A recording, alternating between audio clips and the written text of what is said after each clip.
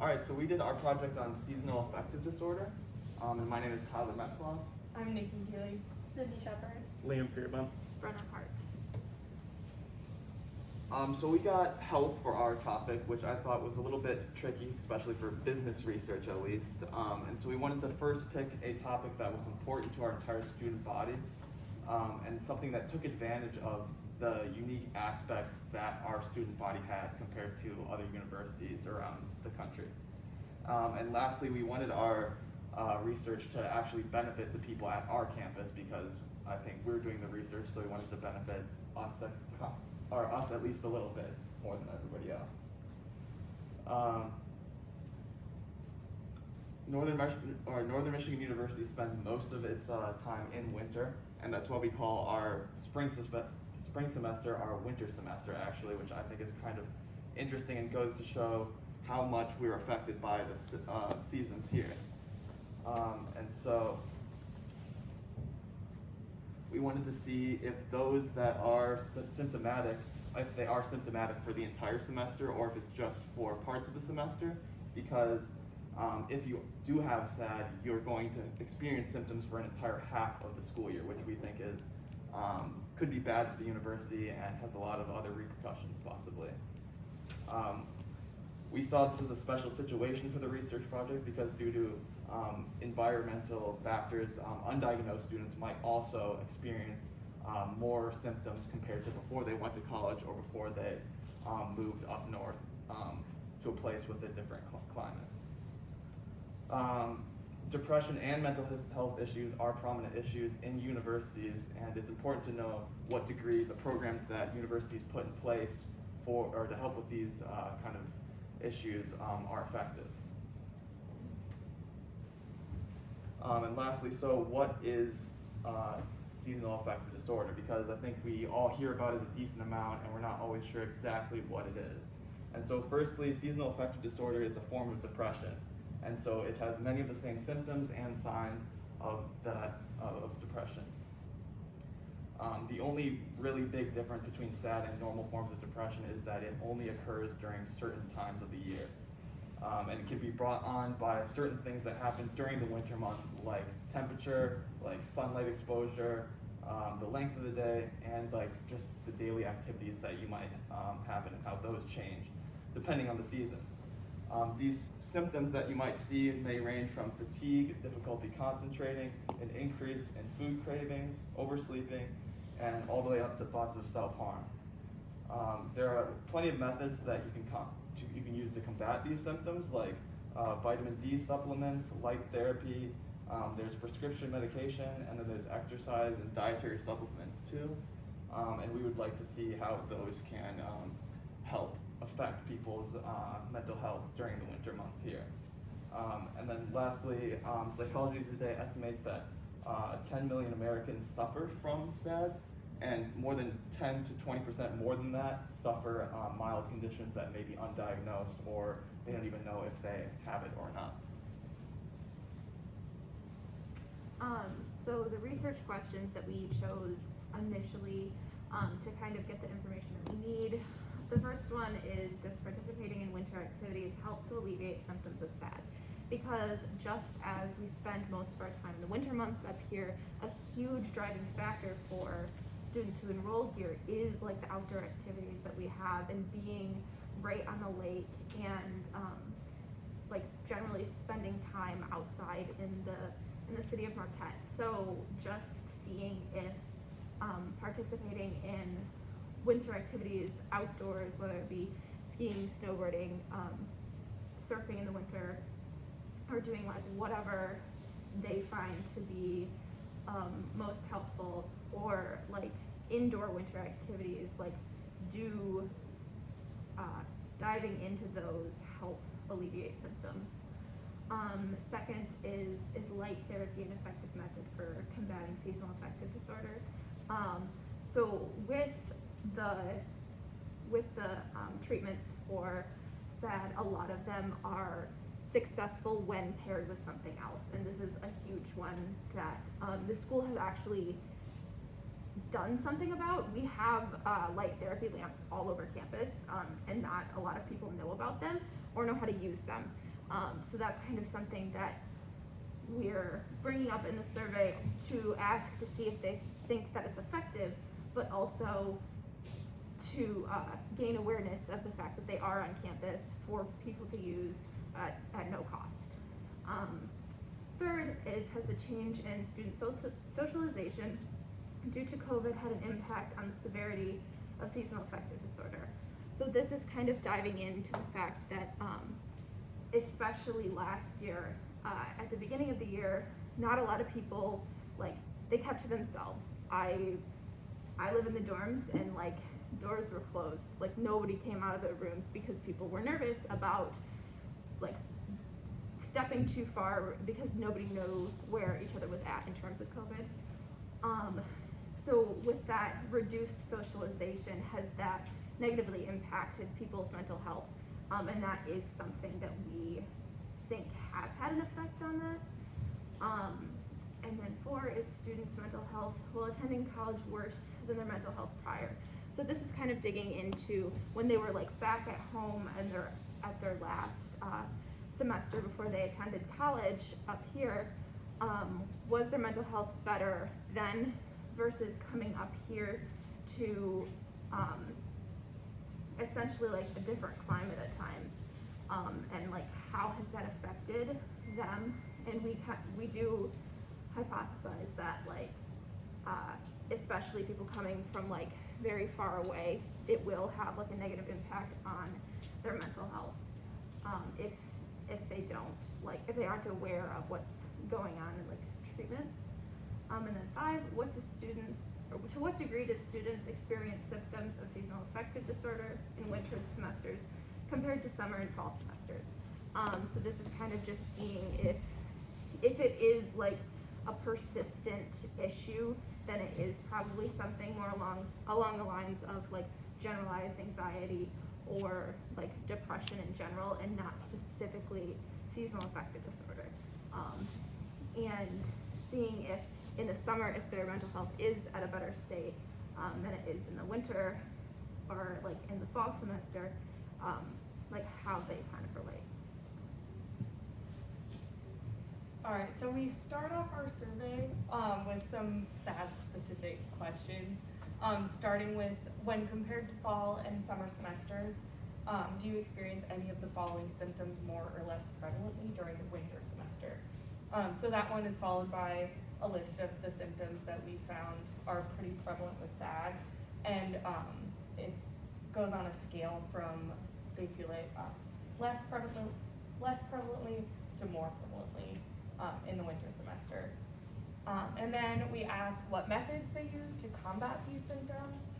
They have options of some of the main ones that we're looking at, like the vitamin D supplements and the light therapy. They also have the option to write in their own, so we can see if there's any that we've missed in our research, or they can select that they don't experience any of these symptoms and it doesn't really relate to them. Then we go on to ask if they're diagnosed with seasonal affective disorder. We're assuming that most people aren't diagnosed that are experiencing most of the symptoms. And then also if they're aware of the resources available on campus that are used to combat the symptoms of SAD. And then I'm going to be talking about our research questions that do with socialization and activity. And starting with activity, this includes physical activity that students participate in. And we hypothesize that students who are more physically active experience less symptoms of SAD. So the first question that deals with activity is how often do you participate in indoor physical activity during the winter? And that includes cardio exercise, lifting, yoga, things that you can do in the PEEF, that sort of thing. And the second one is how often do you participate in outdoor physical activity during the winter? And that includes hiking, snowboarding, skiing, that sort of thing, things that you can do outside. And it is known that people who participate in physical activity experience less symptoms of stress and anxiety and have higher levels of serotonin. So by asking those questions, we are able to determine whether or not students who are physically active experience less symptoms of SAD. And then going with socialization, This includes questions like, what effect does socialization have on your mental health? And this includes whether or not hanging out and socializing with your peers brings up those levels of serotonin and decreases levels of SAD. And then the next question is, have the restrictions due to COVID-19 had a negative impact on your mental health during the winter semester more than the fall or summer semester? And this goes back to what Brenna was talking about, where people that live in the dorms are less likely to have their doors open and less likely to socialize with each other, especially during the winter semesters when you're more stuck inside. And then during the summer and spring, you can get outside more and you're able to socialize more. And then the last question is, how has your mental health or mental state during the winter changed since starting at NMU? And this goes back to what Brenna was talking about with people's hometowns, where people in the UP experience longer seasons of winter. And if you live in a hometown where it's nicer weather, like down south somewhere, you might experience less symptoms of SAD because you get that more sunlight exposure, more time outside, that sort of thing. And then the next section of our survey is the general demographic questions. So those include location, current housing, your standing, and that's your current standing at NMU, so like what year you're in, gender, and then your age, and those are just general demographics. Awesome. And to build off where Sydney left off, we'll be going into our sample plan. And before we get into the sample plan, there are 3 portions. The first will cover the reliability, then we'll be talking about the validity of our sample, and then the possible benefits of the results. So as we all know, representativeness is very important to the reliability of the results so that other UP colleges and Northern Michigan University can use them.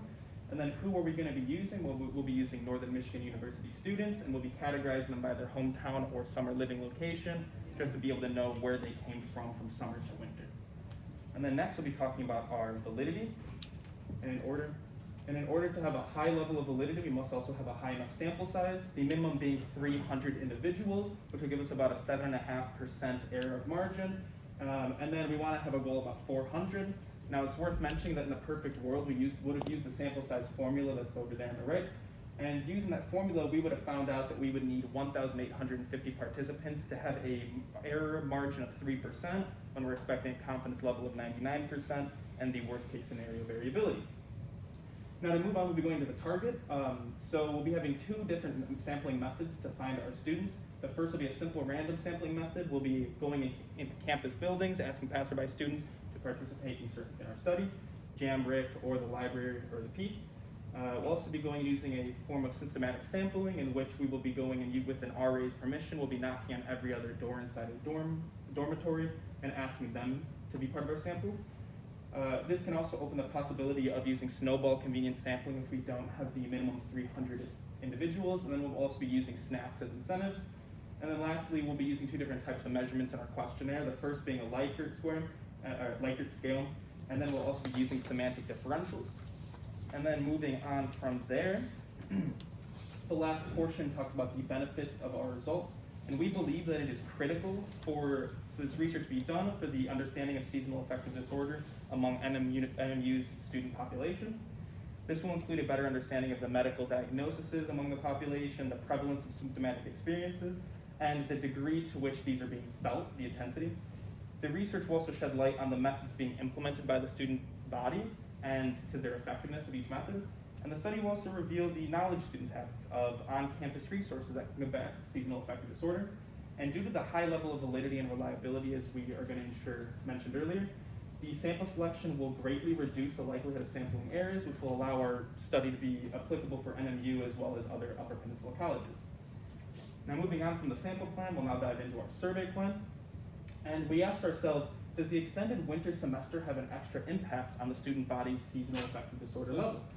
And with the idea of us thinking that yes, because of the extended winter, we were able to better answer our hypothesis, which is to be that exercise along with an abundance of other therapies, which include vitamins, medications, light therapy, and more, will have a positive impact on reducing seasonal affective disorder levels.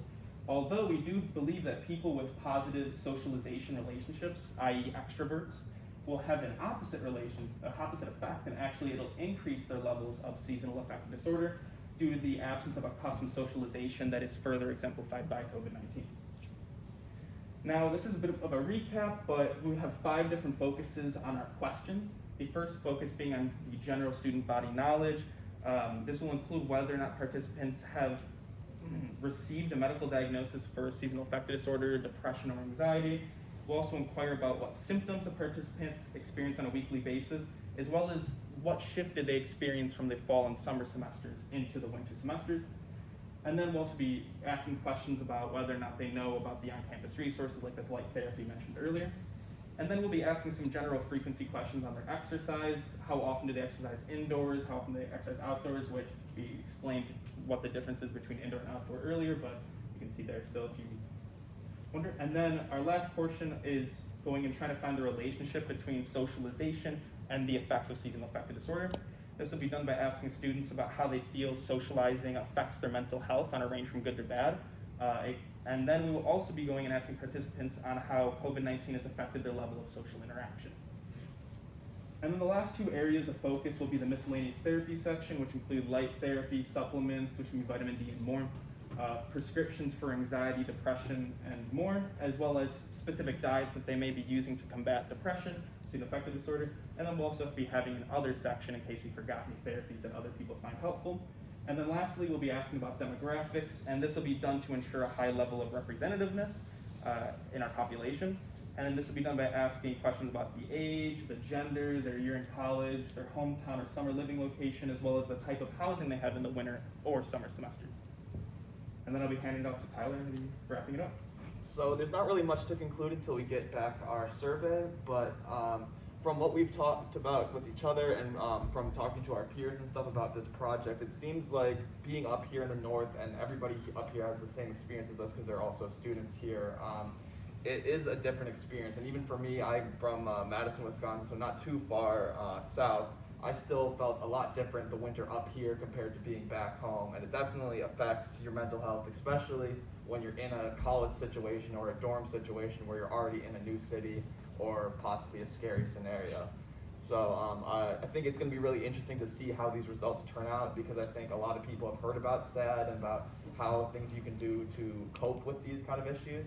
And I think that even if some people do see symptoms of SAD, I think it's important to understand that even if you are not diagnosed with SAD, you can still have symptoms and then use methods to cure SAD, to cure those symptoms, even if you're not properly diagnosed, which I think will be really helpful for people on this campus. And any questions?